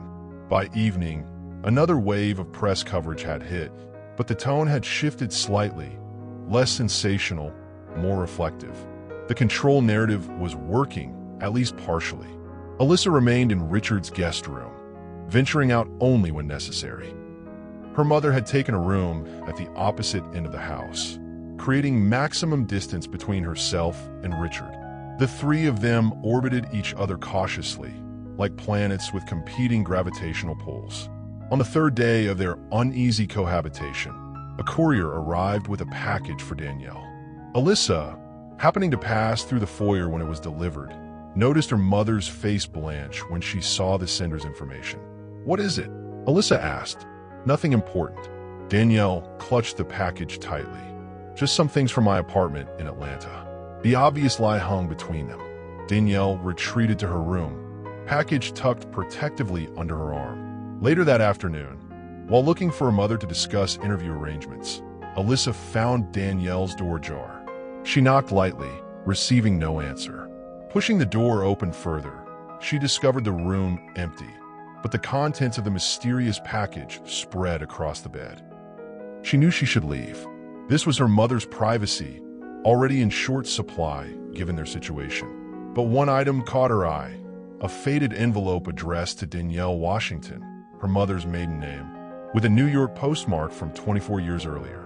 The envelope had been opened recently, its seal broken, its contents partially visible. A letter on expensive stationery bearing the Callaway family crest. Without thinking, Alyssa stepped into the room and picked up the letter. As she began to read, her heart pounded in her ears. Danielle, I've tried calling, but your number is disconnected. I've tried visiting, but you've moved. This letter is my last attempt to reach you. What I did was unforgivable. Choosing my family's money over our child is a decision I've regretted every day since walking out. I told myself I was protecting my future, but I've built a hollow empire on the foundation of my greatest shame. I don't expect your forgiveness. I don't deserve it. But I ask only to know, did you have a baby? Is our child healthy? Boy or girl? I've set up a trust fund regardless, accessible through the enclosed documents. If you want nothing to do with me, I understand. But please don't punish our child for my failures. The trust is in their name, not connected to me in any way that would force contact. I will always love you both, even if you never see this letter. Richard. Alyssa's hands trembled as she finished reading. The letter was dated 6 months after her birth. Richard had reached out, had tried to make some amends, however inadequate, had wanted to know about her, and her mother had kept it hidden for 24 years. What are you doing? Alyssa turned to find Danielle in the doorway, expression shifting from surprise to dismay as she registered what her daughter was holding. You kept this from me, Alyssa said, her voice unnaturally calm. He wrote to you, tried to call you, tried to find us, and you never told me. I was protecting you. From what? From knowing my father regretted leaving? From having financial security? From the truth. Danielle stepped into the room, closing the door behind her. He abandoned us when I needed him most. One letter doesn't erase that. No, but it changes the story you've been telling. Alyssa waved the letter. You said he walked away and never looked back. This proves he looked back, Mom. He tried to find us. After the damage was done, Danielle's composure cracked. After I'd been humiliated, left pregnant and alone, forced to move because I couldn't afford our apartment without him. So this was about punishing him. It was about protecting myself. And you. Tears filled Danielle's eyes. You have no idea what it was like, abandoned by the man I loved, because I wasn't good enough for his blue blood family. Because our baby wouldn't be white enough for the Calloway name. The pain in her mother's voice was raw, decades old, but still fresh. He offered money, Alyssa said more gently. A trust fund. Blood money. Danielle wiped her eyes angrily. I didn't want his guilt payments. I wanted him to choose us over his family's approval, and he couldn't do that. Alyssa sat heavily on the edge of the bed, the letter still clutched in her hand. You should have told me when I was old enough to decide for myself. I know. Danielle sat beside her, shoulders slumped. I told myself I was protecting you from rejection, but maybe I was protecting myself from sharing you. From having to co-parent with a man who broke my heart. The admission hung between them, honest in a way their conversations rarely were. Does he know about this letter? Alyssa asked. No, it arrived after we'd moved. The building manager held it for months before forwarding it. By then, I'd already told you your father was dead. Danielle looked down at her hands. Changing the story seemed more confusing than maintaining it. I need to show him this. Why? So he can feel better about abandoning us? So he can claim he tried? Because it's part of the truth, Alyssa said firmly. And I'm tired of partial truths from both of you. Before Danielle could respond, Alyssa left the room, letter in hand, determination in her step. She found Richard in his home office on a video call with his executive team. When he saw her in the doorway, he immediately excused himself and ended the call. Alyssa, is everything all right? Without speaking, she placed the letter on his desk. He glanced down, recognition dawning immediately in his eyes. When he looked up again, his expression had transformed, shock, pain, and a flicker of something that might have been hope. She kept this from me, Alyssa said quietly. All these years. Richard picked up the letter with reverent care, as if handling a precious artifact. I never knew if she received it. I sent it to your old address, hired investigators to find you both, but the trail went cold. You really try to find us? Yes. His voice thickened. Not hard enough, clearly. I should have tried harder, longer. He looked up at her. But yes, Alyssa, I tried. The admission changed nothing and everything simultaneously. He had still abandoned them initially, had still chosen family wealth over responsibility. But he had looked back, had regretted, had reached out, however inadequately. Why did you stop looking? She asked. Eventually, I convinced myself you were better off without me. His honesty was painful to witness. That forcing my way back into your lives would be selfish. That Danielle had made her choice to exclude me, and I should respect it. So you built hotels instead. I built an empire to fill the hole where my family should have been. He set the letter down carefully. It was a poor substitute. For the first time since the revelation, Alyssa looked at Richard and saw not just the man who had abandoned her, but also the man who had tried, however weakly, to make amends. "I don't forgive you," she said clearly. "Not yet. Maybe not ever. I understand. But I want to know you. The real you.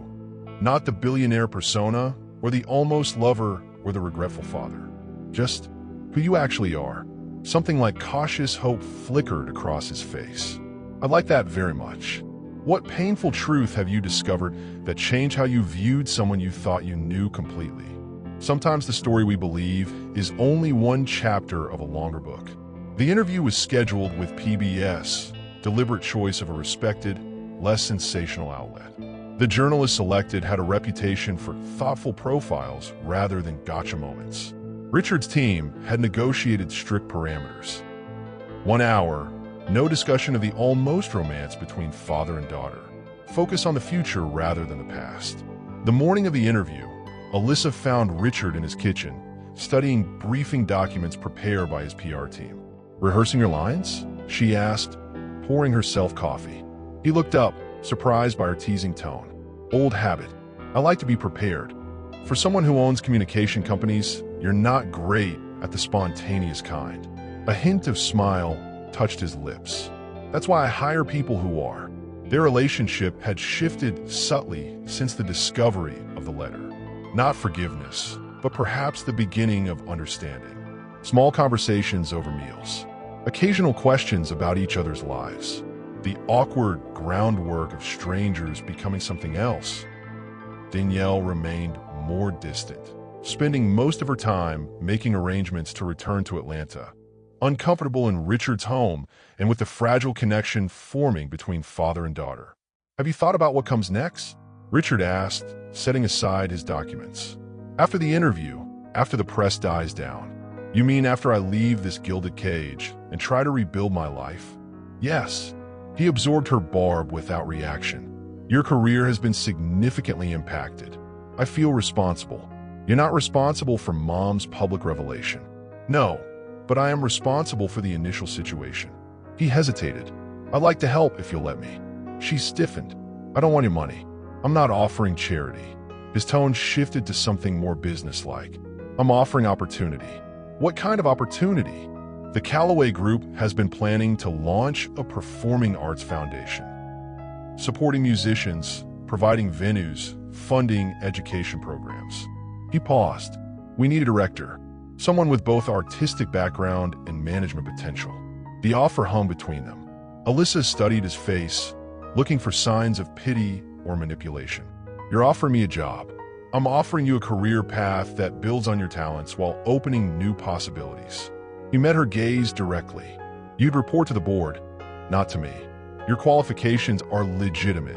Juilliard education, teaching experience, performance background. And the fact that I share your DNA would remain private unless you choose otherwise." He leaned forward. "This isn't about making amends, Alyssa. It's a genuine opportunity that benefits us both." She considered it, surprised by her own interest. "I need time to think."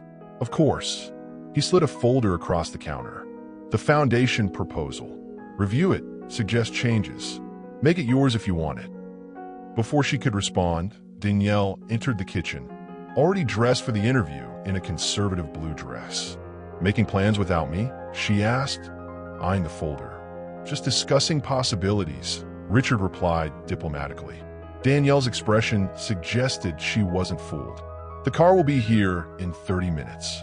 The PBS studio had been secured for private access. No other press allowed in the building during their interview. The three of them were escorted through a back entrance, separated for individual makeup sessions, then reunited on the tastefully arranged set. Katherine Jensen, the veteran journalist conducting the interview, greeted them with professional warmth. "Thank you all for coming. We'll keep this straightforward. I ask questions, you answer honestly. We can pause if needed, but I won't ambush you." The cameras rolled. Katherine introduced the story with journalistic restraint, then turned to her subjects. Richard Callaway, You've built an empire worth billions, but until recently, didn't know you had a daughter. What was that moment of discovery like? Richard, impeccable in a Navy suit, maintained his public composure. Devastating and illuminating simultaneously. Learning that the talented young woman I'd hired was actually my biological daughter there are no adequate words. Alyssa, the same question to you. What was it like discovering your father wasn't dead as you believed, but very much alive and in your professional orbit? Alyssa, in a simple black dress that projected seriousness, chose her words carefully. Imagine learning your entire life story was fiction, that the people you trusted most had constructed elaborate lies. It shatters your sense of self. Danielle Monroe, you maintained the fiction that Richard was dead. What? Danielle lifted her chin slightly.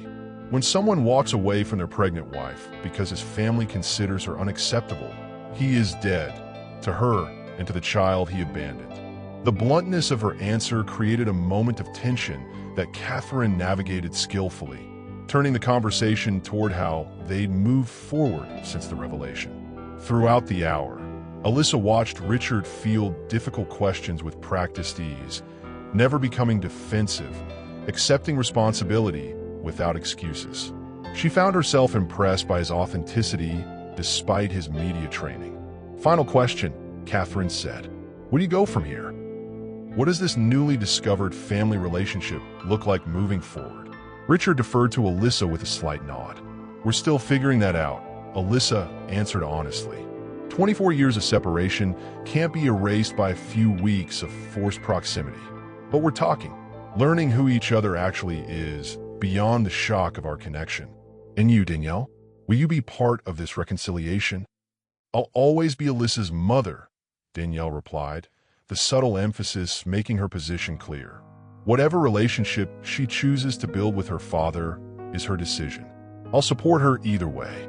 As the cameras stopped rolling, Alyssa realized she'd just participated in the most honest conversation the three of them had managed since the revelation.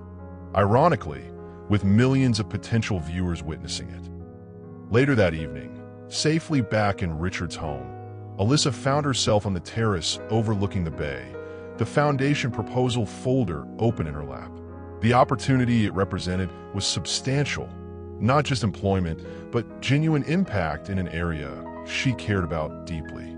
Taking the position would tie her to Richard professionally as well as biologically. It would invite speculation about nepotism. It would mean building something with a man who had abandoned her before birth. But it would also mean creating something meaningful from their fractured beginning, using the Callaway resources to support artists who deserved opportunities, building her own legacy alongside his. As she considered the possibilities, she realized she was thinking like a Callaway, strategic, forward-looking, turning personal complication into professional opportunity. The thought made her smile despite herself. Would you work with someone who hurt you deeply if it meant achieving your dreams? That decision reveals your true priorities. The PBS interview aired 3 weeks after the gala revelation. By then, Alyssa had returned to her apartment in Miami, Danielle had gone back to Atlanta, and Richard had resumed his public-facing duties as CEO of the Callaway Group. Their forced proximity had ended, replaced by cautious, voluntary contact. Alyssa watched the broadcast alone in her living room, wincing at moments, but ultimately relieved by how controlled and dignified they all appeared. The narrative had shifted as Richard's team predicted, from salacious, almost incest scandal to complex family reunion story. Her phone buzzed constantly throughout the broadcast. Friends, colleagues, students, all offering support or simply acknowledging they'd watched. But the message that caught her attention came from Richard. You handled that with remarkable grace. I'm proud to be your father, whether or not you ever want me in that role. The simple statement, free of pressure or expectation, touched her more deeply than she'd anticipated. Across town, Richard received a text from Alyssa that caused him to pause a business dinner to read it twice. The foundation proposal needs work. The budget allocation for music education is too low. I have suggestions if you're interested. Not acceptance of his job offer, but not rejection either. A door left deliberately ajar. The following Monday, Alyssa arrived at the Callaway Group headquarters for her first official meeting of about the foundation. She'd insisted on coming to the corporate offices rather than meeting at Richard's home, establishing professional boundaries from the start. The receptionist recognized her immediately. "Ms. Monroe, welcome to Callaway Group." News of her biological connection to the CEO had spread throughout the company, making her arrival something of an event. Eyes followed her across the lobby to the executive elevators. Whispers trailed in her wake. Richard's assistant greeted her warmly. "Ms. Monroe, they're ready for you in the conference room. Mr. Callaway wanted me to assure you that he'll only join if you're comfortable with his presence." The consideration surprised her.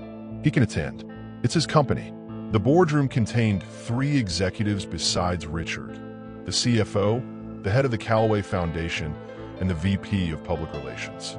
All watched her with barely concealed curiosity as she took a seat across from Richard rather than beside him. "Thank you for coming," Richard began formally. "Alyssa has reviewed our initial foundation proposal and has insights I believe will strengthen the project." The use of her first name wasn't lost on anyone present. Neither was his immediate deference to her expertise. For the next hour, Alyssa presented her vision for the Performing Arts Foundation. Expanded music education in underserved communities, performance spaces in Callaway hotels that would showcase emerging artists, masterclass programs connecting established musicians with developing talent. The executives took notes, asked thoughtful questions, and gradually shifted from viewing her as the boss's daughter to seeing her as a knowledgeable professional with valuable perspective. Implementation timeline, the CFO asked. 6 months for the initial programs, Alyssa answered confidently. 12 for full rollout. Budget implications, he followed up. An additional $12 million over 3 years, but with tax advantages and significant brand enhancement. She slid a document across the table. The details.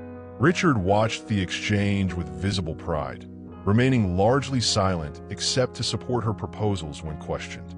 As the meeting concluded, the executives filed out, leaving father and daughter alone in the boardroom. "That was impressive," Richard said. "You've clearly given this serious thought." "I have." She gathered her papers. "That doesn't mean I'm accepting your offer." "I understand." He maintained a careful professional distance. "But the offer remains open. The foundation needs someone with your vision." She studied him across the polished table. "Is this how you always get what you want?" Persistent, reasonable pressure until people give in. A smile touched his lips. "Usually I'm more direct. I'm trying a gentler approach with you. Because I'm your daughter? Because you're more stubborn than I am. Must be genetic." The shared joke, their first acknowledgement of their biological connection without pain attached, created a moment of unexpected warmth. "I'll think about it," she said, more softly than intended. As she left the building, she found herself surprisingly energized by the meeting. The foundation represented something she genuinely cared about, something that could help musicians facing the same struggles she had. Working with Richard would be complicated, but perhaps not impossible. That evening, she called her mother, their first conversation since returning to separate cities. "How are you, baby?" Danielle asked, concern evident in her voice. "Better, I think." Alyssa hesitated. "I met with Richard today. About the foundation." Silence stretched across the line before Danielle responded. "Are you going to take the job?" "I'm considering it. Working with him won't be easy. The man has control issues. Says the woman who controlled my entire life story." Alyssa replied, the barbs softened by her tone. Danielle sighed. "Fair point. Mom, I'm not forgiving him for abandoning us. But maybe something good can come from all this. The foundation could help a lot of young musicians. Just be careful," Danielle warned. "Richard Callaway doesn't give without taking." "I know." Alyssa paused. "Would it bother you if I took the job? If I built some kind of relationship with him?" The question hung between them, heavy with implication. "It would be difficult," Danielle admitted. "But you're not a child anymore. You get to decide who's in your life." The permission, however reluctant, felt like a gift. "Thank you." 3 days later, Alyssa sat in a small jazz club in downtown Miami, listening to a young pianist performing original compositions. The musician reminded her of herself 5 years earlier, raw talent needing only opportunity and mentorship. Her phone buzzed with a text from Richard. "Have you made a decision about the foundation?" She watched the young pianist pour her heart into the music, playing for a half-empty room that should have been packed. Thought about what the foundation could do for artists like her. Thought about building something lasting from the wreckage of secrets and lies. She typed a response. "Yes, I'm in, but on my terms." His reply came immediately. "I wouldn't have it any other way."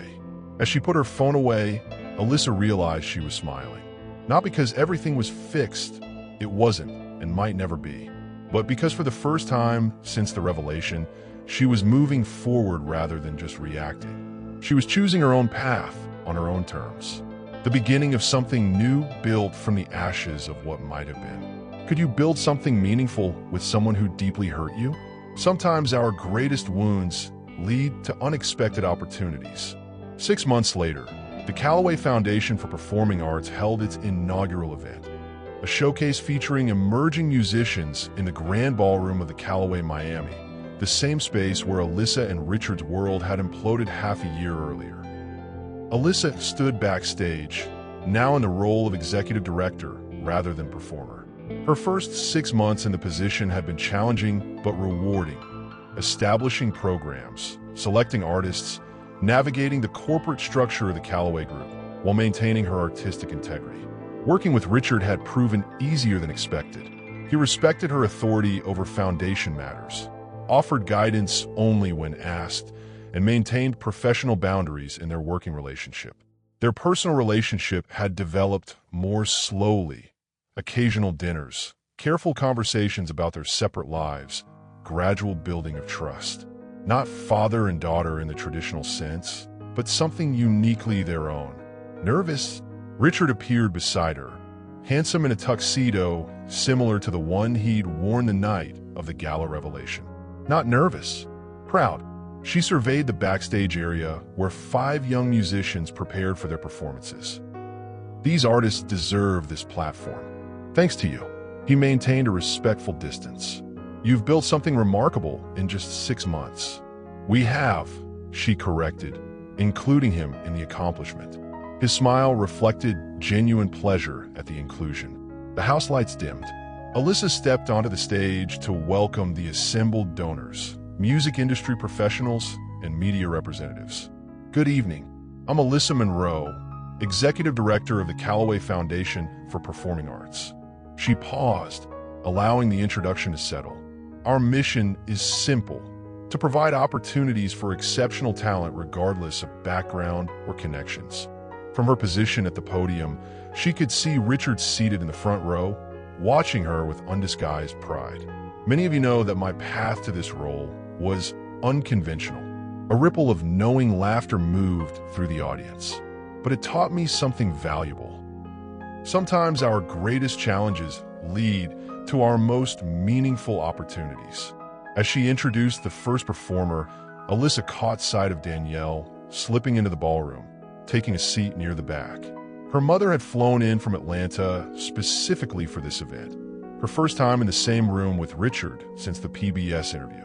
The evening proceeded flawlessly. The young artists delivered stunning performances. Donors opened checkbooks. Music industry representatives exchanged cards with performers. The foundation's launch was, by any measure, a resounding success.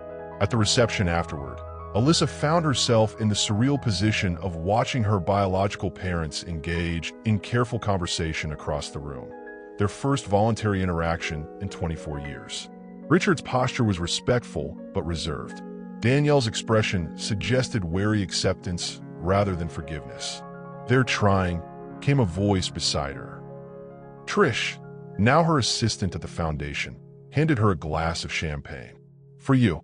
I didn't ask them to." "You didn't have to. Parents do crazy things for their children, like pretend to tolerate each other at fancy parties." Alyssa laughed, grateful for her friend's perspective. "I suppose they do." Later, as the evening wound down, Alyssa found herself on the hotel's rooftop garden, the same space where she and Richard had shared that charged moment before learning their true connection. The memory no longer turned her stomach. Time had transformed it from horrifying to simply part of their complicated history. "There you are," She turned to find Richard approaching, respecting her space while joining her at the railing. "Needed some air," she explained. "It's been an intense evening. Successful, though." He looked out at the Miami skyline rather than at her. "You were born for this work." "Born" being the operative word, she said with a wry smile. Callaway genes coming through. His surprise at her joke was evident. "I suppose some things are inherited, like stubbornness and perfectionism and the ability to command a room. All your best qualities," he agreed with mock solemnity. They shared a quiet laugh, a small thing, but significant in its ease. "Your mother seemed to enjoy the performances," Richard ventured. "She did. She said to tell you the foundation is actually doing something worthwhile with the Callaway money for once." He winced. High praise from Danielle. The highest you're likely to get. They stood in comfortable silence, watching the city lights reflect off the bay. "Thank you," Alyssa said finally. "For what?" "For giving me space to build this my way. For not pushing. For letting me set the pace." He nodded, understanding the weight of her words. "I lost the right to dictate terms 24 years ago. Whatever relationship we build now is yours to define. And if I just want a professional relationship, colleagues and nothing more, then that's what we'll have." He turned to face her fully. "But I hope for more, Alyssa.